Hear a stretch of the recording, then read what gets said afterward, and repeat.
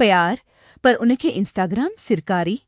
ॿेहर कैली केओको ऐं टॉम पेल्फरी सिर्फ़ 4 सालनि जो निशान लॻायो ऐं हा अहे जशन मिल्हा ई रहिया आहिनि जीअं तव्हां तवक़ कंदा। मिठी पोस्टून, अंदर जा मज़ाक ऐं उनखे हक़ीक़ी रखण लाइ काफ़ी पनीर।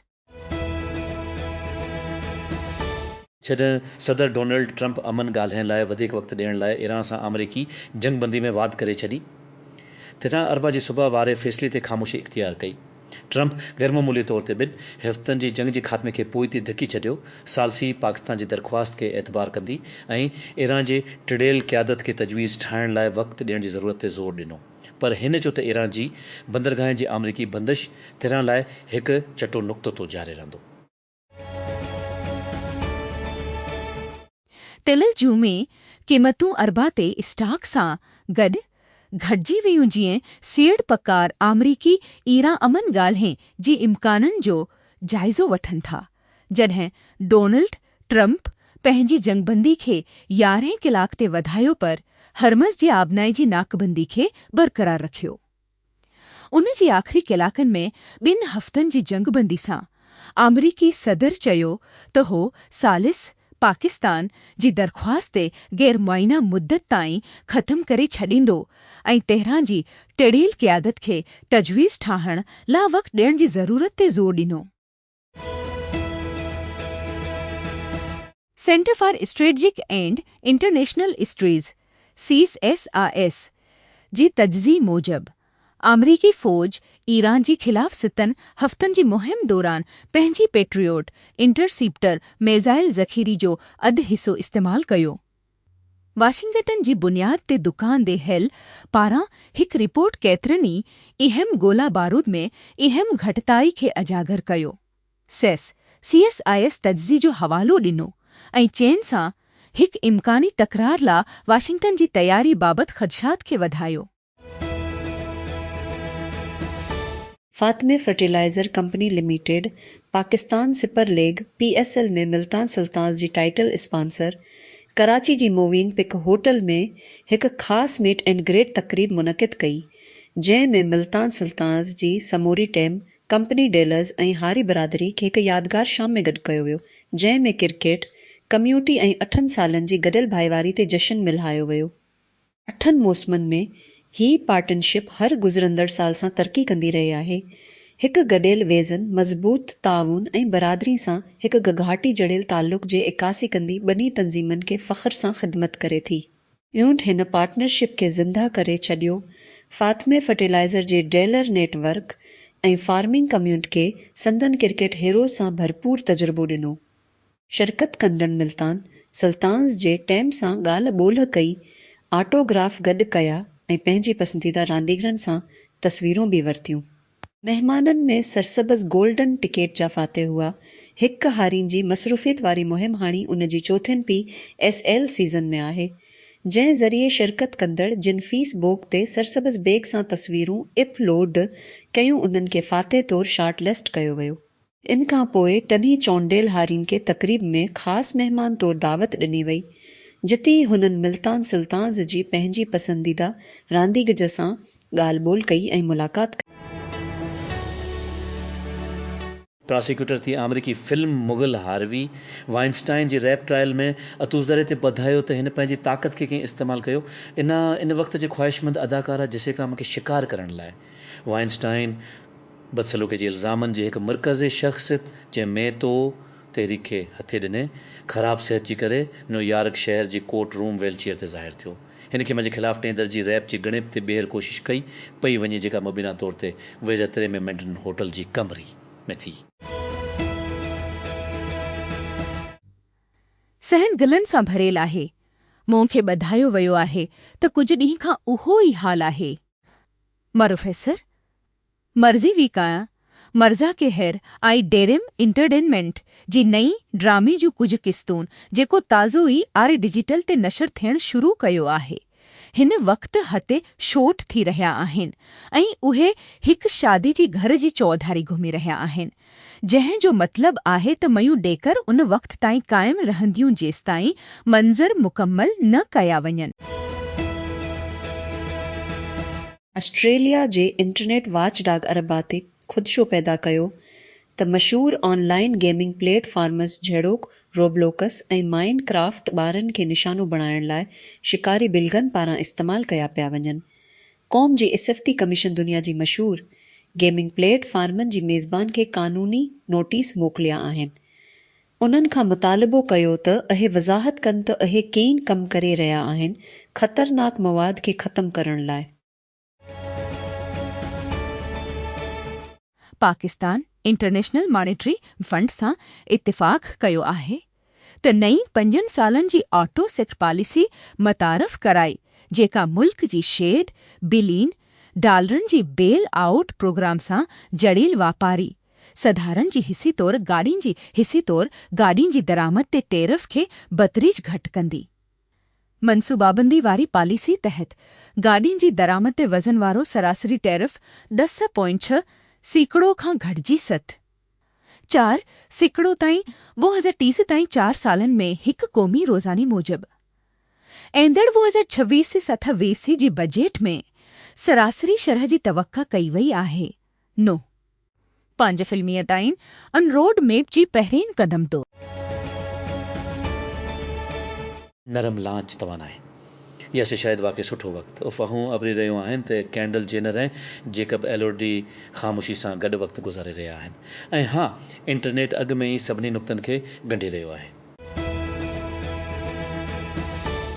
केतिरा जेके 5 सालनि जे थियण खां पोइ पंहिंजे कम वारे जाइ ते उमिरि जी तबैज़ खां डिॼनि था तेज़ी सां शुरू करे रहिया हिकु शख़्स कंपनियूं जिन वटि मसनूई ज़हनी सलाहियत ऐं घणो करे कमु कंदियूं नंढियूं शुरूआतूं अॻु में सिलिकॉन वादी ऐं ॿियनि हंधनि ते राइज आहिनि। तेज़ीअ सां तरक़ी कंदड़ AI औज़ारनि खे भलीकार टैम जे हैसियत सां ॾिठो वञे जेतोणीकि ए मौजूदा फ़िर्मनि ते बरतरफ़ी खे ख़तरो कनि था। शाही ख़ानदान गॾु थियो बकिंघम पैलेस में हिकु तारीख़ी संगमेल खे निशानो बणाइण लाइ बहरान जी वक़्त में इतिहाद जी नुमाइश में बादशाह चार्लस ऐं राणाई केमेला प्रिंस विलियम शहज़ादी केट ऐं ख़ानदान जी ॿियनि सभिनी सीनियर मेंबरनि सां शामिल थिया। उन्हनि रानी एलिज़ाबेथ जी 100हीं सालगिरह जी एज़ाज़ में इस्तक़बाली में शिरकत कई। जंग कंदड़ क़ौमुनि जी विच में सालिस जी हैसियत सां पाकिस्तान जो किरदार गैर मामूली ऐं क़ाबिल तहसीन आहे। पर हिन महीने जी शुरूआत में इस्लाम आबाद में अमरीका ईरानी ॻाल्हियुनि जी नाकाम थियण खां पोइ इन ॻाल्हि जी का बि ज़मानत न आहे त उहो घरबल मुनाफ़ो अदा कंदो। लिखण जे वक़्त ते ॿई तरफ़नि ॻाल्हियुनि जे दूर ला ज़ाहिर न कयो हो। अञा बि उमीद जी गुंजाइश हुई त पोते मोटण वारा ॿई ख़्याल रखंदा। जॾहिं अमरीका हमिलो कयो ऐं इन जे हिक टिंकर ते चढ़ाई कई त ईरान समझ में अची वियो उहो शायदि ई अमल जो क़िस्म आहे जेको अमन जी ॻाल्हियुनि खे आसान बणाए थो। परदे आर्ट ऑफ द डेल जी मफ़रूज़ी लिक खे यकीन करण लॻे थो त कंहिं जे मथे ते बंदूक रखण जारहियत जी मक़सदनि खे हासिल करण जो बहितरीन तरीक़ो आहे। पहिरियों भेरो न डोनाल्ड ट्रंप शेरी इंफ्रास्ट्रक्चर ते हमलनि जी धमकी ॾिनी आहे जहिड़ोक पावर स्टेशन्स ऐं पल जेकॾहिं को माहिदो न थियो। इसां शायदि मुख़्तलिफ़ सूरतहाल में हजूं हा जेकॾहिं अमरीका ईरानी परॾेहे वज़ीर अब्बास अराक़ची जी बहरी बंदिश खे ख़त्म कंदी आबनाए हरमज़ जी मुंतक़ली लाइ सभिनी तिजारती जहाज़नि खे इजाज़त ॾियण बाबति मफ़ाहिमती ऐलान जो जवाबु ॾेई हा। इन जे बदिरां ट्रंप जो ऐलान कयो वियो त बंदिश रहंदी जेसिताईं हिकु मामिलो ख़त्म न कयो वियो। इराक़ची खे IRGC पारां ख़त्म कयो वियो इफ़्तिताह खे रद्द कयो वियो ऐं आलमी सतह ते तेल ऐं भाण जी फ़राहमी ते दुबा बरक़रार रही। आलमी मेश्त जल्दी ज़िंदगी जी हमायत ते थी सघे थी। बैन अल-अक़वामी डिप्रेशन जी सूरत में ट्रंप बग़ैर कंहिं शक में ईरान खे इल्ज़ाम ॾींदो इहो तस्लीम करण खां इनकार करे थो त इसराइली बेट खणण में संदसि बेवकूफ़ बुनियादी मुजरिम आहे।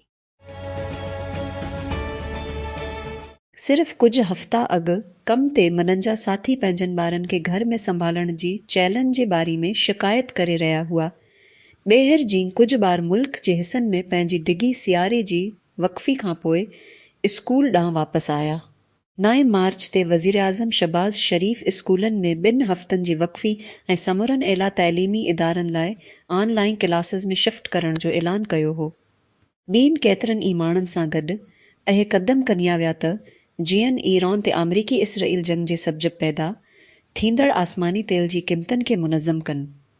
इहो वाहिद मिसाल नाहे जंहिं में हुकूमत स्कूल बंदि करण जो फ़ैसिलो कयो। जेकॾहिं को न्यूज़ आर्काइव्स जो जाइज़ो वठंदी त कंहिं खे तालीमी इदारनि जी बार बार बंदिश जूं रिपोर्टूं मिलनि थियूं जिन में सिक्योरिटी ख़तरनि खां वठी कोविड तां जी वबाई मरज़, मौसमियाती तब्दीली ऐं समोग जी करे पैदा थींदड़ बहरान शामिल आहिनि। स्कूल जी बंदिश जो ऐलान सिर्फ़ हिकु मिसाल हो बार बार वारी नमूने में। स्कूल ॿीहर खोलण जे बावजूदि का बि ज़मानत नाही त इहो ॿीहर न थींदो। पाकिस्तान जे तेल जे बहरान खे अक्सर आलमी सतह ते तेल जे क़ीमतनि ऐं सब्सिडीज़ जो सवाल करार ॾिनो वेंदो आहे, पर हक़ीक़त में उहो स्ट्रेटजिक दूर इंदीशे ढांचे जे कमज़ोर ऐं कमज़ोर रियासती सलाहियतनि जो सवाल आहे। इन जी नतीजे में घरेलू महांगाई, ख़ारजी खसारो, करंसी जी क़दर में घटिताई ऐं समाजी दॿा लॻंदो आहे, जंहिं में जज़्बी जी गुंजाइश न हूंदी आहे। हिन महीने जी शुरूआत में हिकु वाहिद एडजस्टमेंट चकर में पेट्रोल 605 रुपया ऐं डीज़ल 5 रुपया फ़ी लीटर ते अची वियो। हेडलाइंस विच ओभर जी बहरान जो इल्ज़ाम लॻायो, पर हक़ीक़त में उहो मिल्तवी सेड़पकारी पॉलिसी जी भंजकड़े इदारनि जड़त जो हिकु मुतवक़े नतीजो आहे।